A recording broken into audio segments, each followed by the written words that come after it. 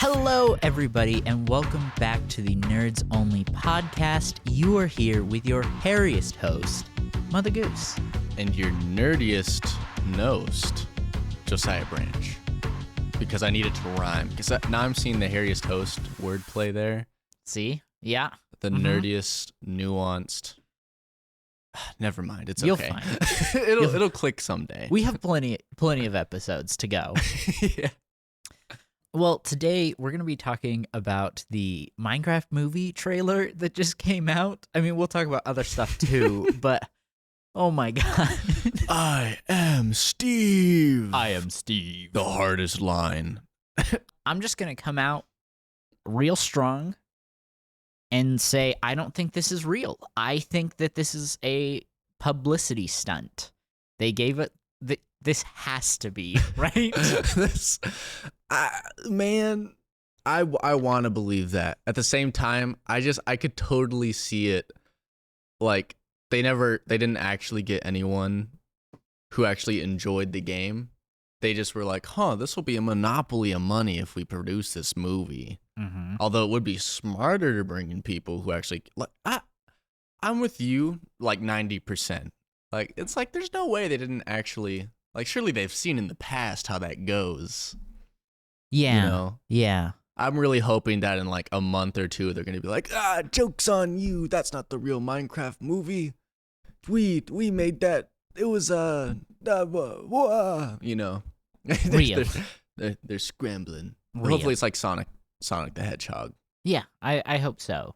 As much as I joke and am hoping it's a publicity stunt, I'm actually really discouraged about this trailer.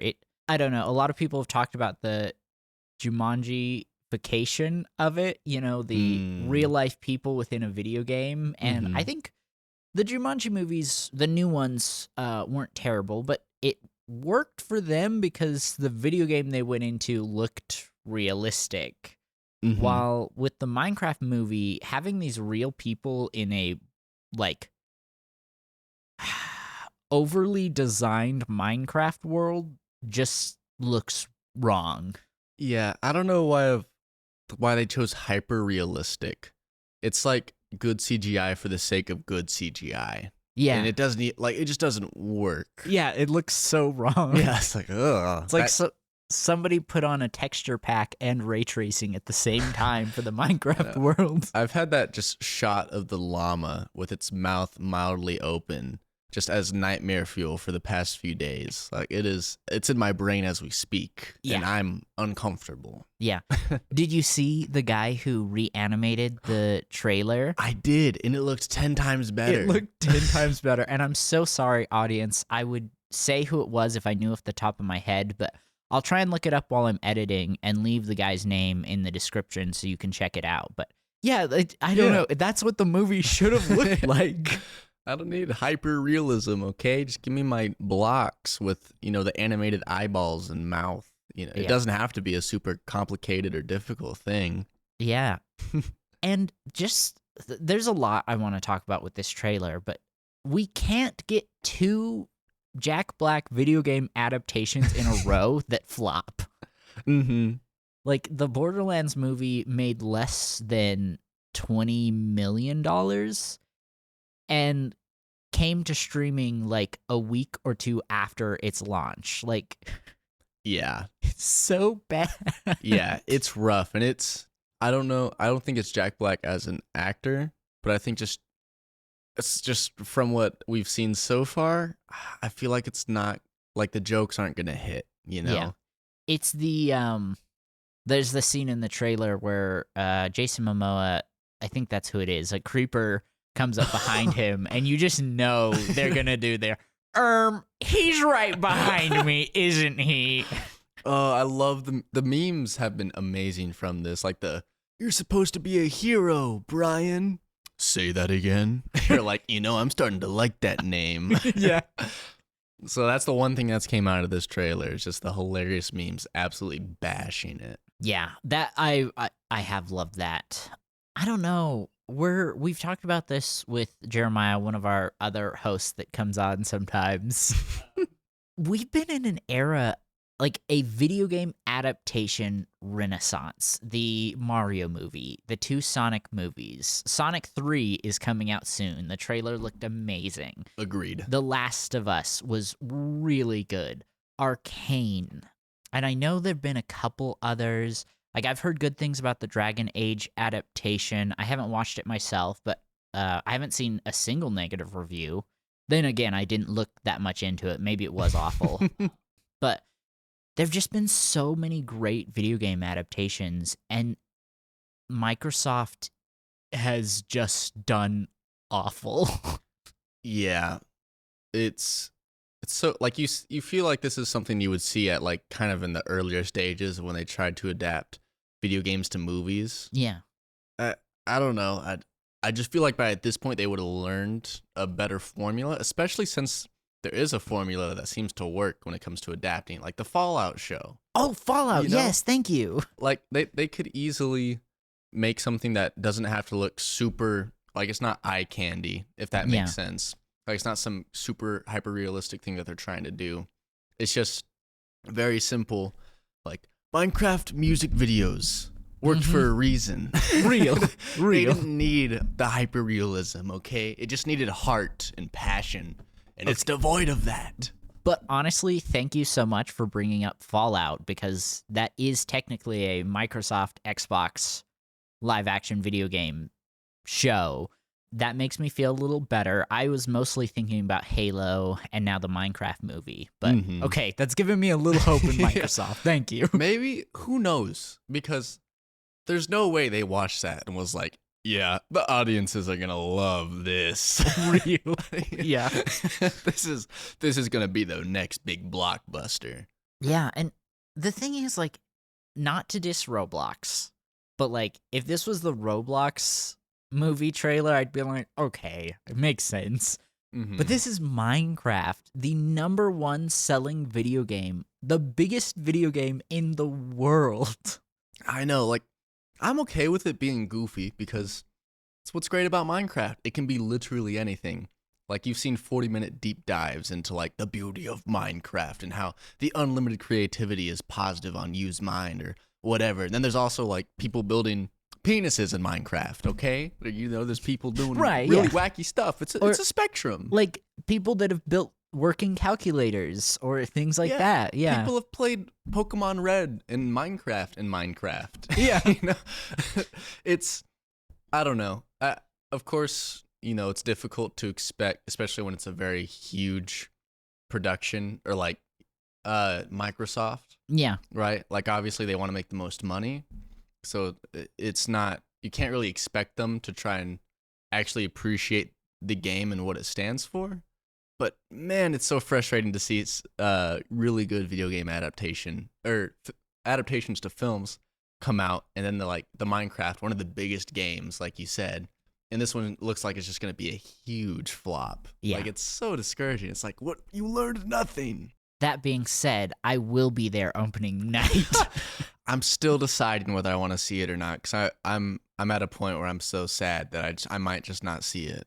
Yeah, and that's totally fair. I will tell you if it's good or not. If you get there and it's like the trailer's vastly different from the movie, like it's the biggest I got you in the world, I will definitely go see it. But if it's what it seems to be, that's just a waste of dollars on my movie ticket. Watch us walk out, and it's the greatest piece of cinema we've ever seen. It's all just on a commentary of video game adaptations and like audience expectations through trailers and how they can be unrealistic, and it's like this whole commentary that's entertaining for children. See it. I could see it.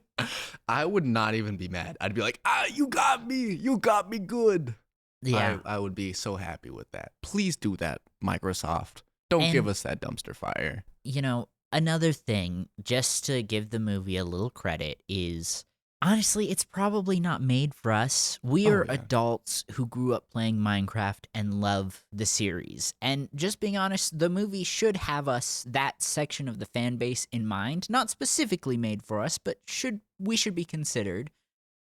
But in all reality, it's probably just a movie made for kids. And I guarantee we're going to have a Star Wars prequel scenario if the movie is really bad, where 20 years from now, people are going to be making their own podcasts or whatever the thing is and saying, 10 reasons why the Minecraft movie was actually a cinematic masterpiece. So dumb.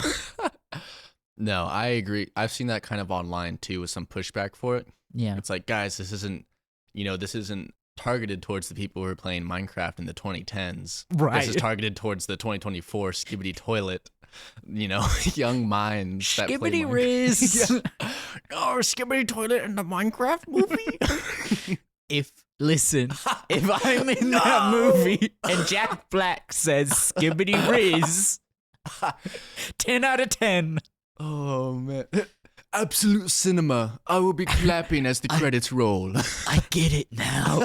Single tear rolls down my cheek. Oh man, I think that's a really valid point though. That it is made for a younger generation, and at least if the trailer is actually the movie, the target demographic is very much very young kids who are going to be begging their parents, please take me to go see the Minecraft movie, or I want to go with my friends, and which is.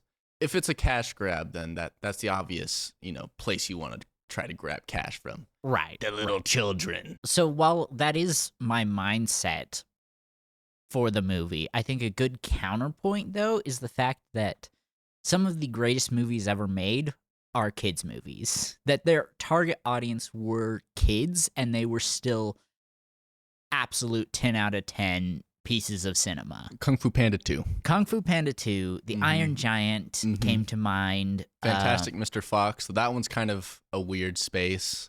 Yeah. Where it's almost not suitable for kids. But anyways, that's a different tangent. Yeah. So I think, while I think that movies made for kids should be given a little slack, I also don't think it's an excuse to be a bad film. Oh, agreed entirely. I recently watched a YouTube video, which I'm sorry, I don't remember who the guy was. If fans get really butthurt about it, I'll find him and we could put it in the episode description. This is the way. But there was this amazing quote that kids' movies is the older generation trying to communicate with the younger generation. Ooh. It makes sense because it's these older people who are making something that they love targeted towards children. Mm-hmm. Like, they're trying to put a positive message in it if they actually care about filmmaking and communication through storytelling. Yeah. And obviously they're trying to give some really big life advice, like Kung Fu Panda 2, all about acceptance of your past and finding a way forward and finding peace with that. It's adults trying to tell kids, hey, it's okay. It's okay to go through this, and we want to show you how you can get through it. Yeah. I agree with you entirely on that point. It yeah. definitely, just because it's a kid's movie, it shouldn't be, skibbity riz. Skibbity Riz toilet. Oh my goodness, Tyler, that was absolute Sigma. Sorry, talking about kids. I just watched a TikTok video where this child was showing her mom a picture she drew, and the kid walked up and was like, "This is my OC, the Gyat tickler." No. Oh, man. Oh. Is it over? Chad, are we cooked? We're cooked, Chad. It was so funny. That I'm calling it now. That kid is going places. Mm-hmm. It's like the dumb Hawk Tua meme. It's like, just because it's absolutely ridiculous and stupid. Oh. Okay, just to kind of move us forward. Right. Hawk Tua, she started her own podcast called Talk Tua, and it's really cringe. But at the same time, I've been sitting here like, we make podcasts. Are we that bad? Is that how people see us? No. We make podcasts about nerdy stuffs that other nerds can relate to. Real. If you relate to Hawk Tua, I ain't talking Tua. You know what I'm saying? I'm so sorry. In all honesty, though, it's a little cringe, but Good for her, Yeah, right? she's yeah. Doesn't she have like a ton of money now? Yeah. Like, Yeah.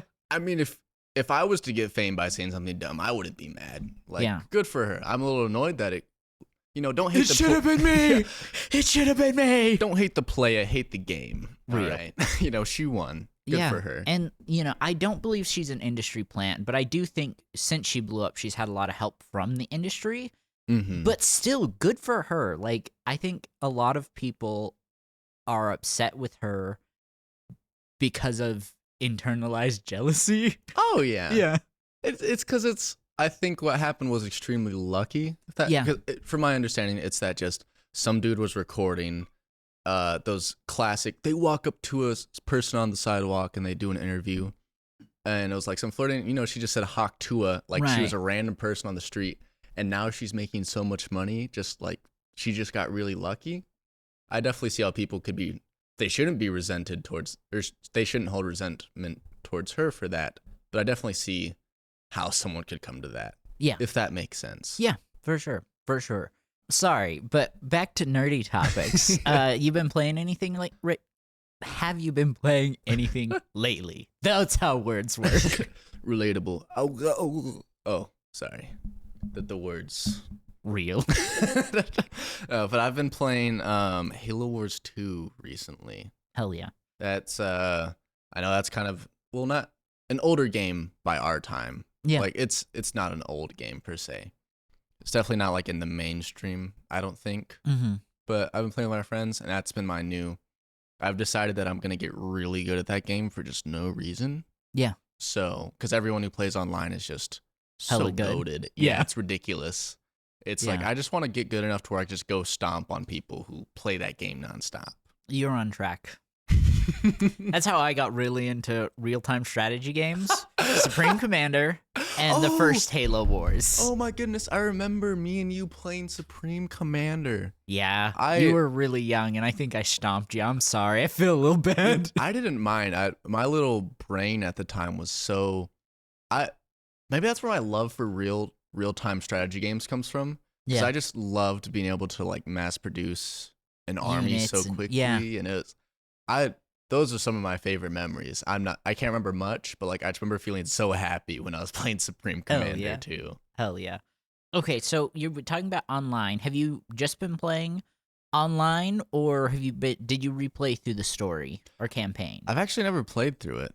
I plan to play through all the Halos pretty soon, and I want to see where Halo Wars falls chronologically within that and play it then. Yeah, so Halo Wars 1 is the first game in the timeline. Oh.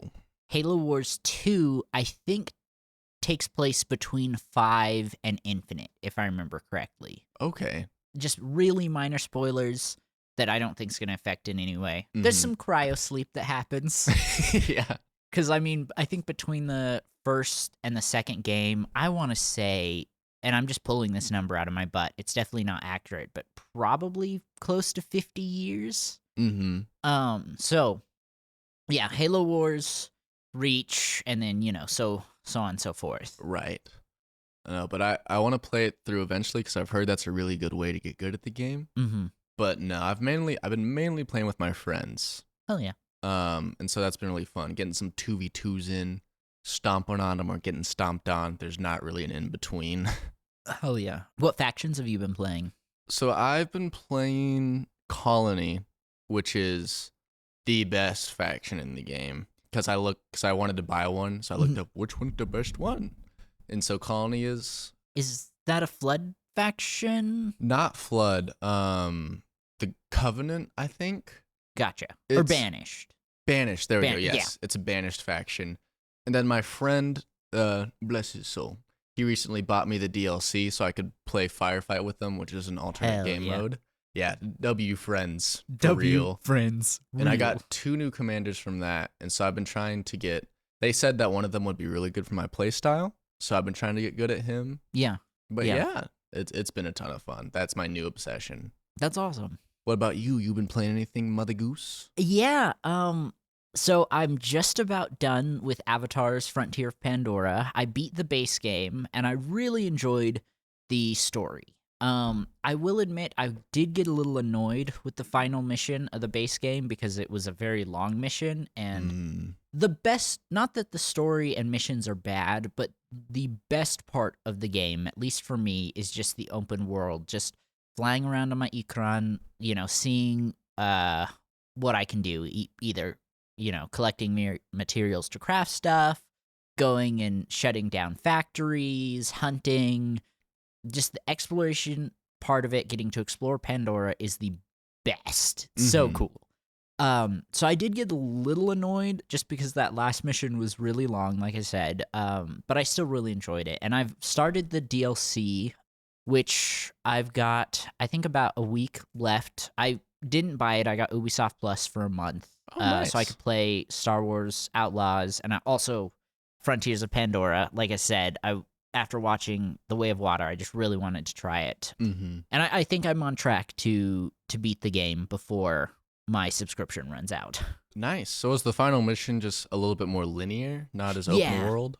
Yeah. Essentially, just minor spoilers. It's this huge, combat scenario. Essentially, you're just, you're in a factory and you're, moving place to place, fighting different enemies, hacking stuff, destroying stuff.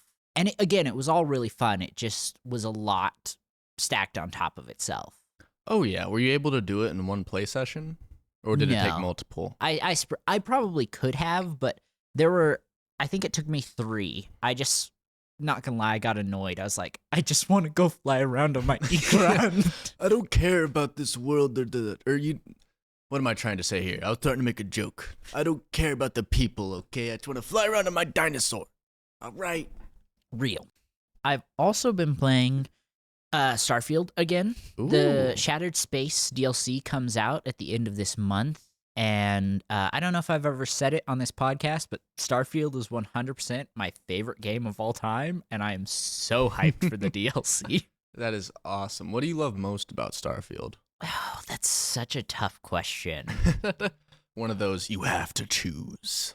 I'm gonna kind of lump 2 things together. Okay. It's the NASA punk exploration aspect of it. So that is the aesthetic that Bethesda went for when they made the game, was NASA punk. I'm not sure it's really something we've ever seen in anything before. I want to say Bethesda was the ones to kind of coin that term, but I could be wrong. Mm-hmm. But really just getting to build my ship, and the galaxy is huge, and just getting to go around and explore, and same thing as Avatar Frontiers of Pandora, just be in this world I really love. Yeah, that's really cool. How much content is the DLC going to add? It's all going to take place on the planet Varun Kai. Okay. In the base game, there is a religious faction called House Varun. And the only real interaction that you have with it is one of your companions is a part of it. There's an ambassador you can meet. And then all the other members that you meet are religious zealots that are trying to kill you. That's fun. The religion as a whole's pretty chill. These zealots have been banished from their homeland for being zealots. Okay. But their planet is hidden. So the DLC, you're going to be figuring out how to get to the planet. And then on the planet, there's the main campaign, and there's 50 handcrafted locations scattered around the planet for you to go find and explore. So there's for sure the capital city of Darza. And then there's, they for sure talked about, there's been this big, I don't know how to describe it. They were testing grav drive technology, and it essentially tears a hole in the fabric of reality. Oh, wow. So it's not quite a natural disaster. But it's really hurt this planet. And so they've talked about there being a bunch of abandoned outposts where people, obviously they were living there, this disaster happened, and they're all trying to get to Darza for safety. Mm-hmm. A bunch of new creatures. There's new what's the right way to phrase it? Grenade types, but they're organic grenades. That's cool. Bunch of new enemies. So this is going to be a major update that I think is, I don't know if it's going to add a lot to the galaxy as a whole, but there's going to be a ton of stuff to do on Varun Kai. That's awesome. That sounds pretty exciting. Yeah, I think for anyone who hasn't played Starfield, or maybe you played it when it first came out and you didn't like it, I think the DLC is going to be a really great time to jump back in or to jump into it, because apparently you can go there pretty quickly in the campaign, which I really like as well. Okay, I might have to try it out. I really think you should, especially now that, like, over the last year, you know, I've loved Starfield from the beginning, but it really did have some issues. Like, there weren't planetary maps, there were no vehicles, there was no way to design the interior of your ship, you couldn't craft ammo. All of these things have been fixed over the last year. Oh yeah. So I think this is a really good time to jump in, and I think you'll love it. Nice. I might try it. I need a story game to play right now, anyways. So. Oh yeah, and like ending of the game and New Game Plus, I think is like, this is my favorite. The way they handle New Game Plus is my favorite out of any game. Okay, is there like an in-game reason? Yeah. That's super cool. I really like it when games do that. Which I won't say what, I won't spoil it, because that moment is phenomenal. But I think the way I described it is, it kind of gives me, if you were to mix like Skyrim with the Outer Wilds and the Outer Worlds, like a mix of those three. Yeah, which is sounds like an amazing I've never played the Outer Worlds, but I've played the other two, and they were both pretty good. Yeah, hell yeah.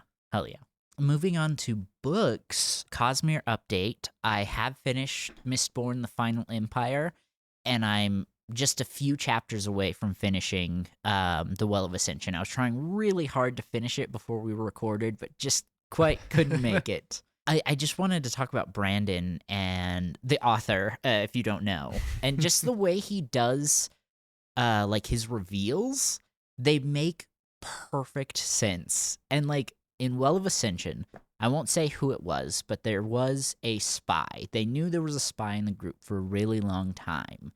When they actually get reveals who the spy was, I was just sitting there like, oh yeah, that makes literally perfect sense. How did I not see that?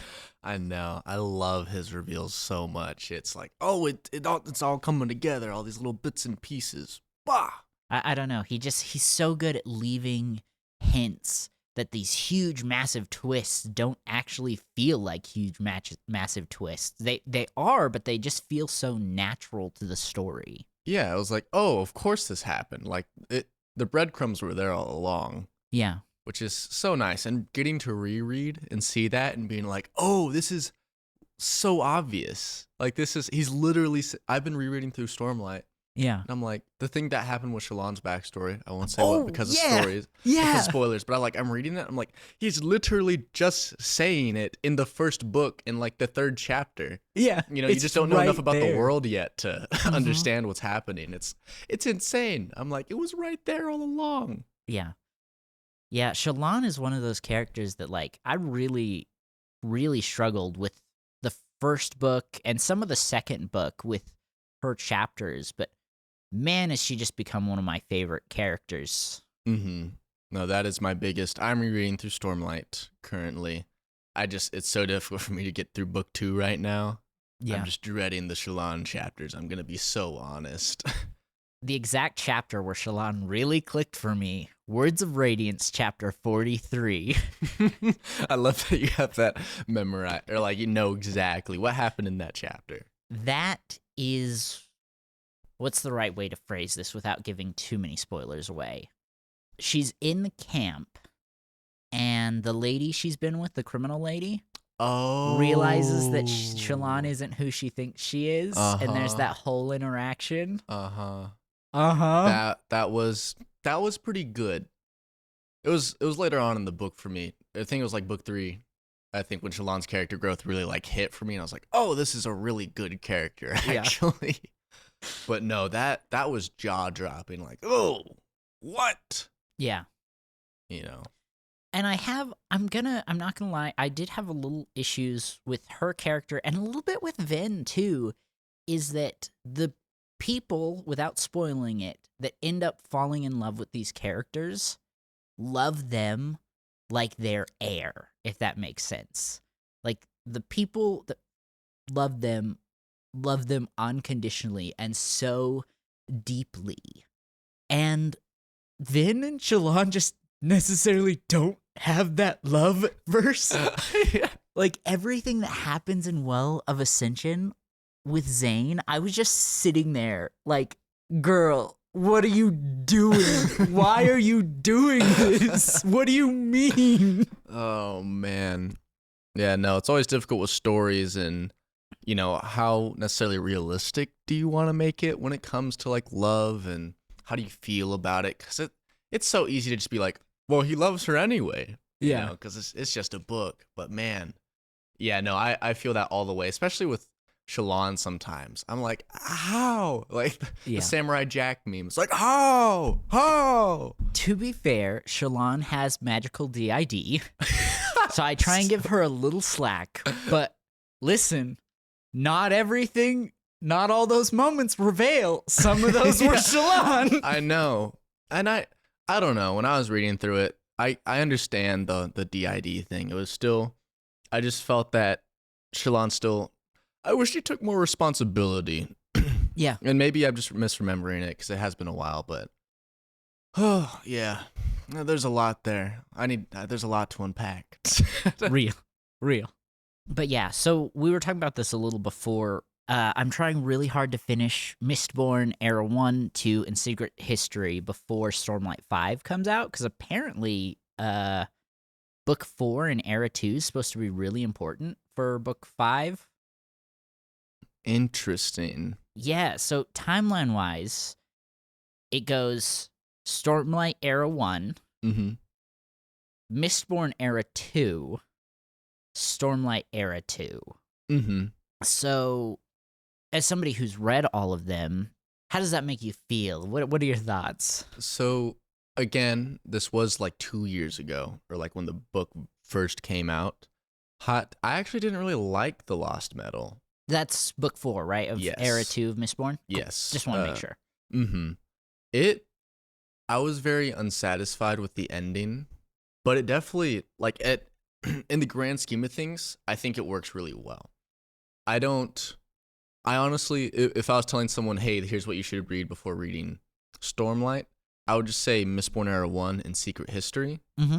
Even though I think it is good to read Mistborn Era 2 because it does provide some more context as to why another character is in Stormlight. Yeah. But it's also a little confusing because we know that one character he was very prominent in Mistborn Book 1.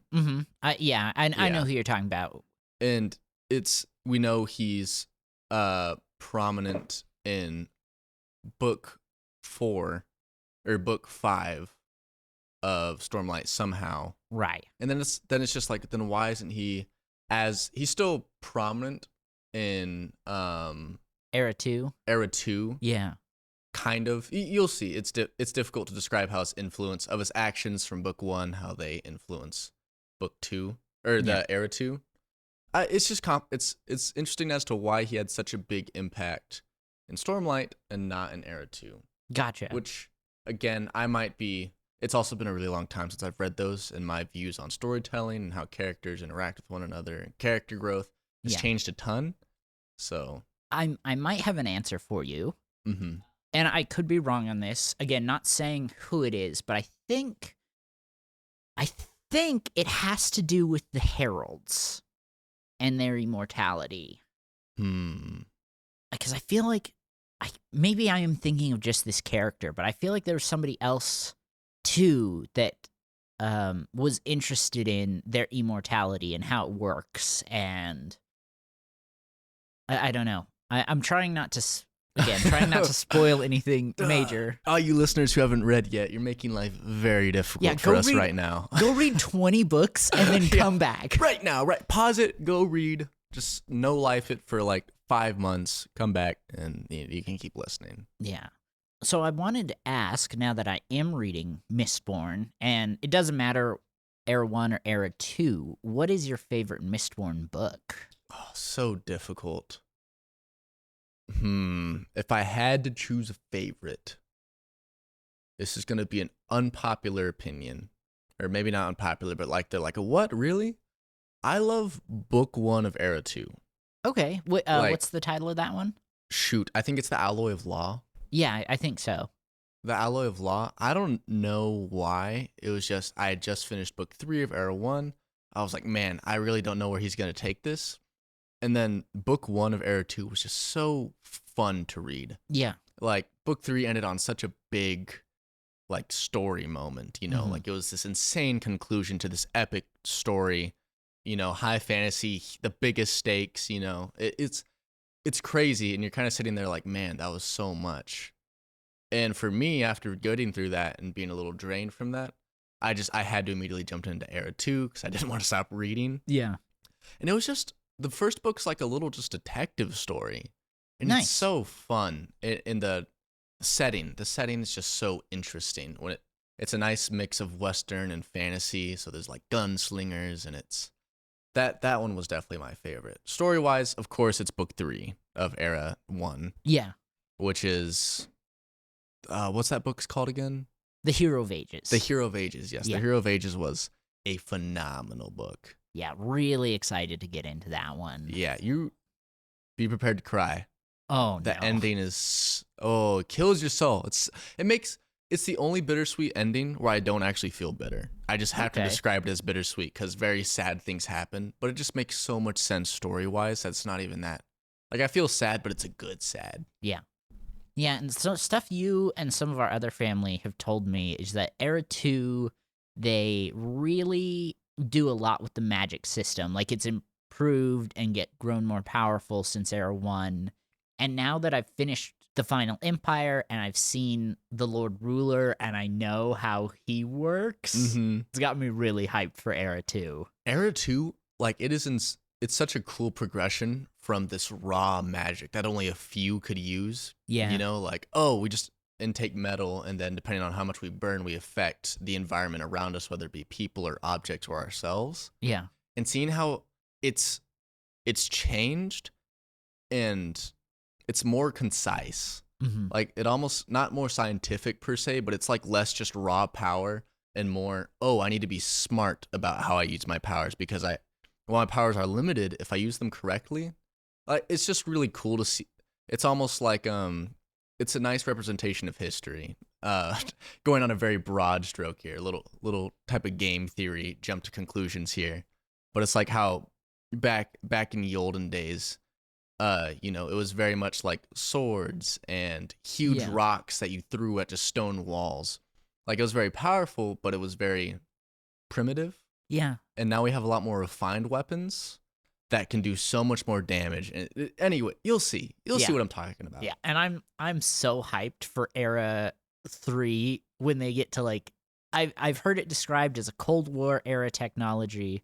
Then Era 4 will be space age, I believe. Mm-hmm. I'm hyped to see us get there. I'm ready to see some shard guns, baby. Hell yeah! Are gonna be.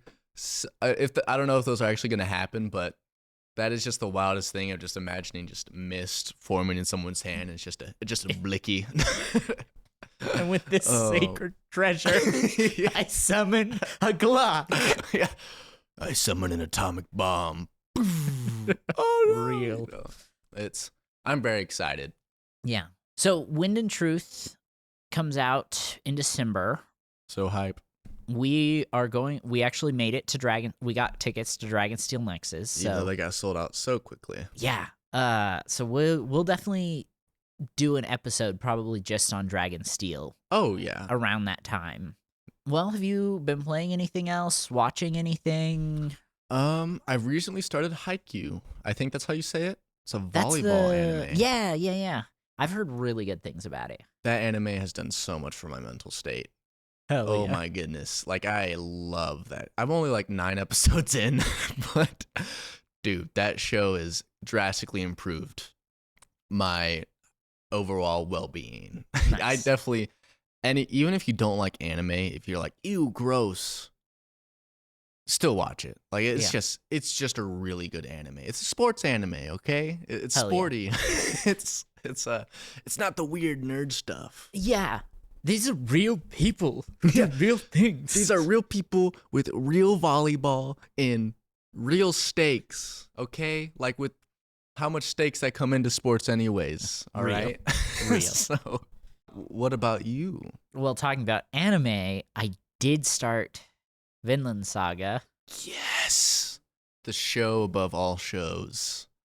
I've only watched one episode so far. I'm not too far in, but for our audience members that don't know, Josiah here got his first tattoo recently, and it's a Vinland Saga tattoo. It is Thorfinn's dagger that his father not necessarily gives to him, more that Thorfinn steals. But oh my goodness, I'm so happy you're watching that show. Season 1's just a really good show, but season 2 is just phenomenal. The best storytelling I've ever seen. The most amazing character growth. I'm so excited. We're definitely going to talk about that on this podcast. I don't care about spoilers once we're at that point. Hell yeah. We'll put a spoiler warning. We'll do a spoiler cast. Hell yeah. Yeah, you really hyped it up, not in a bad way, in a good way. And I was like, all right, if Joey thinks it's that good, I've got to watch it. You at least got to check it out.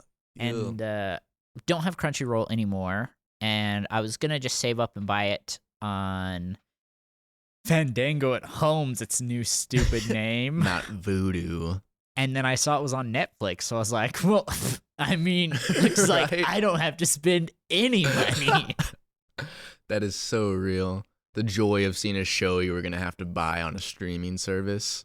Hallelujah. Unmatched.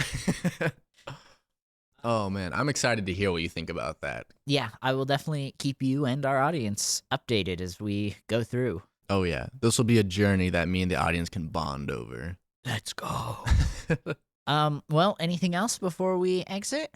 I don't think so. My recommendation for this week is play a goofy game. Yeah. One that does not have much story to it. Play just a goofy, silly game. And also watch the first 2 episodes of Haikyu. You will love it. Hell yeah. Hell yeah. All right. Well, thank you guys so much for listening. We'll see you in the next one. Bye. Goodbye. Goodbye. Goodbye.